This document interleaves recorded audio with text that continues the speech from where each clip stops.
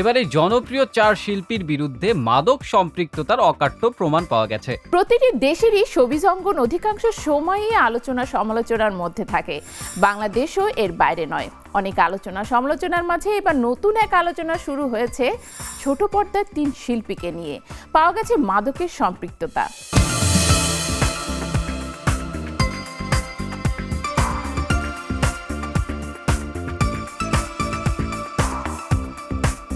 বাংলাদেশের শোবিজ অঙ্গনে বেশ কয়েকজন অভিনেত্রী ও সঙ্গীত শিল্পী আছেন যারা তরুণ প্রজন্মের কাছে বেশ জনপ্রিয়। তাদের মধ্যে সাফা কবির, মুমতাহিনা চৌধুরীর টয়া, তানজিন তিশা ও সঙ্গীত শিল্পী সুনিধি নায়েক অন্যতম। এবারে জনপ্রিয় 4 শিল্পীর বিরুদ্ধে মাদক সম্পৃক্ততার অকাট্য প্রমাণ পাওয়া গেছে। বাংলাদেশের কয়েকটি জাতীয় দৈনিক পত্রিকা থেকে জানা যায়, এই শিল্পীদের মাদক সম্পৃক্ততা ঘিরে বিশেষ অনুসন্ধান চালাচ্ছে মাদকদ্রব্য নিয়ন্ত্রণ অধিদপ্তর নার্কোটিক্স। ইতোমধ্যে স্বরাষ্ট্র মন্ত্রণালয়ের উচ্চ পর্যায়ে এ বিষয়ে প্রতিবেদন পাঠানো হয়েছে।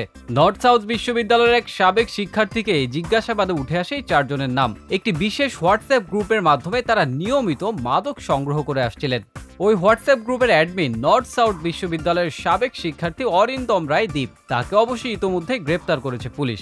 তদন্ত সংশ্লিষ্ট এক কর্মকর্তা বলেন, দীপের হোয়াটসঅ্যাপ গ্রুপে সাফা, টয়া, তিশা এবং সুনিধি নায়কের নামে সেভ করা কয়েকটি নম্বর থেকে নিয়মিত মাদকের অর্ডার দেওয়ার প্রমাণ পাওয়া যায়। পরে নম্বরগুলো যাচাইয়ের জন্য ফোন নম্বরের রেজিস্ট্রেশন রেকর্ড সংগ্রহ করা হয়। এতে দেখা যায় সংশ্লিষ্ট নম্বরগুলো সাফা কবির এবং টয়ার নামে রেজিস্ট্রেশনকৃত। তবে তানজিন তিশার নম্বরটি রেজিস্ট্রেশন রয়েছে তার মা উম্মে সালমান নামে। কয়েকটি চ্যাটিং রেকর্ড থেকে দেখা যায় 23 এপ্রিল সাফা কবির তার মোবাইল নম্বর থেকে 3টি MDMA অর্ডার দেন। এজন্য দীপের হোয়াটসঅ্যাপে তিনি সংক্ষেপে লেখেন, দিতে পারবা আমাকে 3টা। পাল্টা বার্তায় দীপ লেখেন, দাঁড়াও বলি। সাফা লেখেন, ওকে। এরপর দীপ লেখেন, কিভাবে নিবা? যাওয়ার পথে সাফা লেখেন, আমি চেষ্টা করব।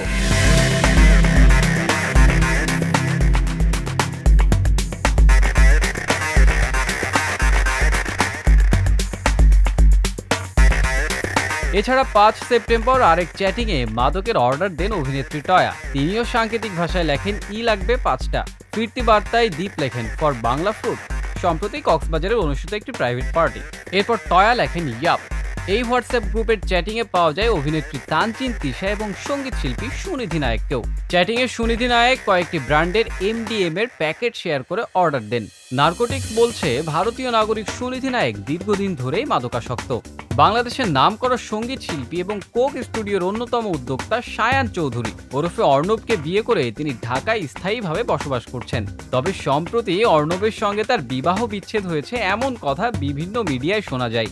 মাদক সম্পৃক্ততার বিষয়ে অভিনেত্রী টয়া বলেন, তিনি কোনো অরিন্দম রায় দীপকে চেনেন না, কোনোদিন তার সঙ্গে পরিচয় হয়নি। তবে এ বিষয়ে সাফা কবির ও তানজিন তিশার কোনো বক্তব্য পাওয়া যায়নি।